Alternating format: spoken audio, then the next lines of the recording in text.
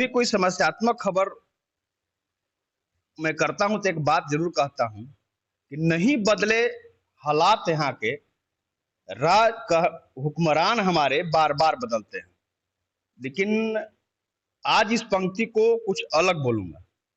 जिस तरह से प्रकरण सामने आ रहा है, ईडी की छापेमारी हो रही है, जहां जिस राज्य में मनरेगा के मजदूर अपनी मजदूरी भुगतान के लिए दर बदर भटक रहे हैं, उसी राज्य में करोड़ों रुपए आईएएस अधिकारी के यहां बरामद हो रहे हैं। अब यहां बोलना निश्चित रूप से मुनासिब होगा कि अपने यहां लगातार निजाम बदले जरूर, लेकिन हर निजाम को उस बेगम के ऊपर एतबार क्यों रहा। हमारे साथ भाजपा के प्रदेश प्रवक्ता जिला प्रभारी अमित जी मौजूद है। अमित जी, हर निजाम को अपने यहाँ 2000 से लेकर अब तक जितने भी निजाम बदले, सबका उस बेगम के प्रति एतबार क्यों रहा, पहले यह बता। नहीं, देखिए, आज जो पूरा परिदृश्य बना हुआ है झारखंड में, जब झारखंड मुक्ति मोर्चा और कांग्रेस की सरकार आई यहाँ पे और लगातार एक ही चीज का माला जपा जा रहा था कि जो भी हुआ रघुवर जी के समय हुआ, जो भी हुआ रघुवर। और आज 2.5 साल बीत चुका है। 2.5 साल में आपने जिस आईएएस अधिकारी को, जब आप यही आईएएस अधिकारी के प्रति बार बार आप सवाल खड़ा कर रहे थे और आपने महत्वपूर्ण विभाग देने का काम किया और खुली छूट देने का काम किया, और उसका परिणाम ये है कि आज करोड़ों करोड़ रुपया उसके घर से, उसके अधिकारियों के घर से, सीए के घर से बरामद हो रहा है। और कहीं ना कहीं इसमें सबसे बड़ी भूमिका यदि किसी की है तो आज के वर्तमान सरकार की है। और हम तो इससे एक कदम आगे की मांग करते हैं कि यदि पूजा सिंघल के घर पर छापा पड़ा है, इतने रुपये मिले हैं, तो पूजा सिंघल से ये भी पूछना चाहिए, ईडी को तो ये भी पूछना चाहिए कि इसमें मुख्यमंत्री का कितना बड़ा रोल है।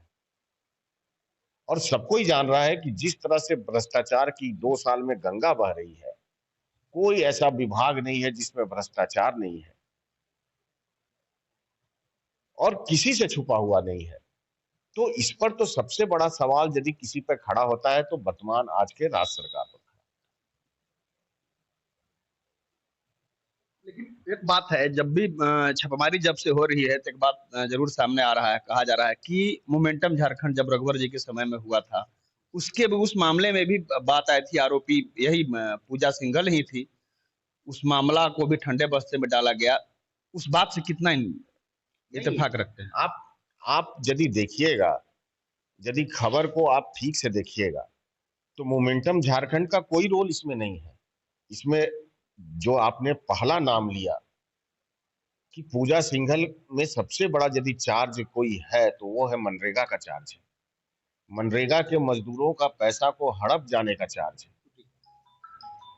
दूसरा सबसे बड़ा चार्ज है कि आप खनन सचिव रहते हुए किस तरह से आपने माइनिंग को लीज में देने का काम किया, माइनिंग को बेचने का काम किया। तो ये चार्ज है उनके ऊपर। और आज यदि छापा भी पड़ा है तो इसी चार्ज के ऊपर पड़ा है। मोमेंटम झारखंड, देखिए, मोमेंटम झारखंड बार बार ये सरकार करती है। 2 साल 2.5 साल हो गया ना, रघुवर जी के ऊपर चार्ज लगाते हैं इस सरकार को, तो 2.5 साल हो गया ना। एक छोटा सा एफआईआर भी लॉन्च करने की स्थिति में सरकार नहीं है, क्योंकि उसमें कोई गड़बड़ी नहीं थी।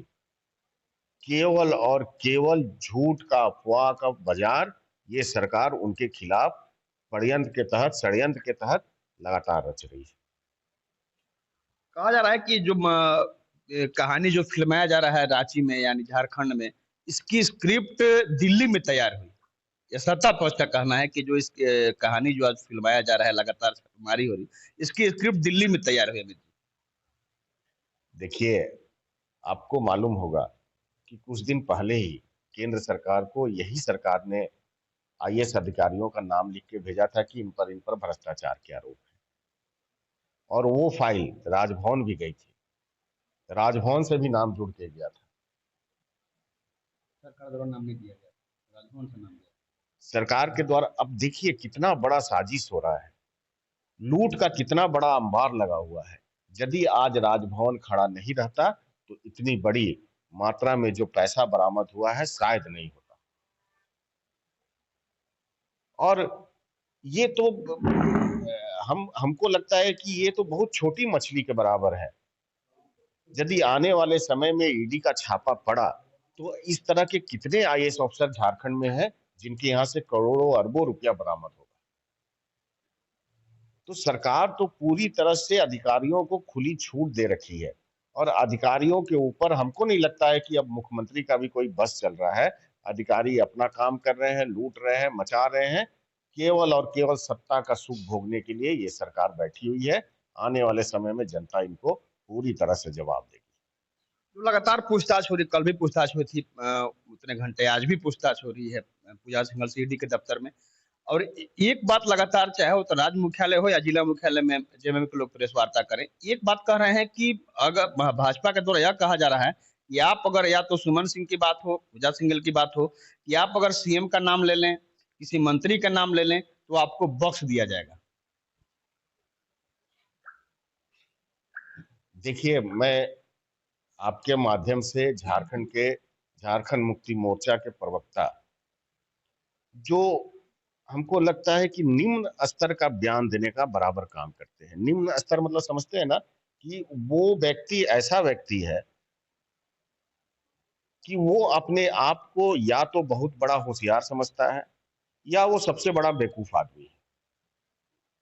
आप इसी मामले में आप देख सकते हैं कि प्रवक्ता एक तरफ इसका स्वागत करता है कि ये कार्रवाई जो हुई है, ईडी की कार्रवाई हुई है, हम उसका स्वागत करते हैं, और दूसरा तरफ उसी पार्टी का जो मुख्यमंत्री बैठा हुआ है वो उसके बचाव में खड़ा हो जाता है।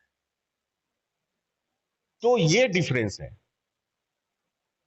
उनको ये समझ में नहीं आ रहा है आज के समय में कि हम कर क्या रहे हैं, हमारी भूमिका क्या है। राज्य का मुख्यमंत्री यदि भ्रष्टाचारियों का संरक्षक बन जाए तो उससे बड़ा इस राज्य के लिए दुर्भाग्य कुछ नहीं हो सकता है। और आज यही हो रहा है कि झारखंड का मुख्यमंत्री भ्रष्टाचारियों का सबसे बड़ा संरक्षक बना हुआ है और उसके प्रवक्ता इस रोल को अदा करने में उनकी सहयोग कर रहे हैं, मदद कर रहे हैं। यही चल रहा है, बराबर चल रहा है। सरकार का भी यह भी कहना है कि जब से छापेमारी शुरू हुआ है तब से दोनों पूर्व सीएम, चाहे आपके बाबुल मरांडी जी हो या रघुवर जी हो, दोनों का मोबाइल बंद है। आखिर यह क्या बात? आज ही के अखबार में हम तो बाबूलाल जी का सुबह सुबह हम पढ़ के आ रहे हैं। आज ही के अखबार में दिन फ्रंट पेज पे छाए हुए हैं, लगातार छाए हुए हैं, लगातार सरकार के ऊपर हमला कर रहे हैं। और हम तो बोलेंगे कि रघुवर जी का जो प्रेस कॉन्फ्रेंस था उसके बाद से ही ये पूरे मामले को पर्दाफाश किया गया, खोला गया। तो इसमें कहीं कोई सच्चाई नहीं है। हताशा उनके प्रति दिख रहा है। ये सरकार जल्द से जल्द जाने वाली है। ये सरकार से झारखंड की जनता को जितनी जल्दी मुक्ति मिल जाए उसका हम लोग इंतजार कर रहे हैं। बहुत बहुत धन्यवाद अमित जी। सही बात है, अमित जी ने कहा कि यह तो अभी शुरुआत हुई है, अभी देखिए आगे आगे और क्या होता है। और निश्चित रूप से गरीबों के राशि को इस तरह से डकारने का हक किसी को नहीं है। इस राज्य का गठन विकास की अवधारणा के साथ हुआ था, न कि यहाँ की खनिज संपदा और यहाँ के जो परिपूर्ण है सब कुछ से उसे लूटने के लिए हुआ था। इसलिए जरूरी है, यह तो अभी शुरुआत हुई है, अभी आगे इसके घेरे में कई आईएएस अधिकारी और कई ऐसे सफेद पोश लगाएंगे जो इस कारनामे को अंजाम देने में सहभागी बने। कैमरामैन राव आज के साथ आशुतोष रंजन, बिंदास न्यूज, गढ़वा।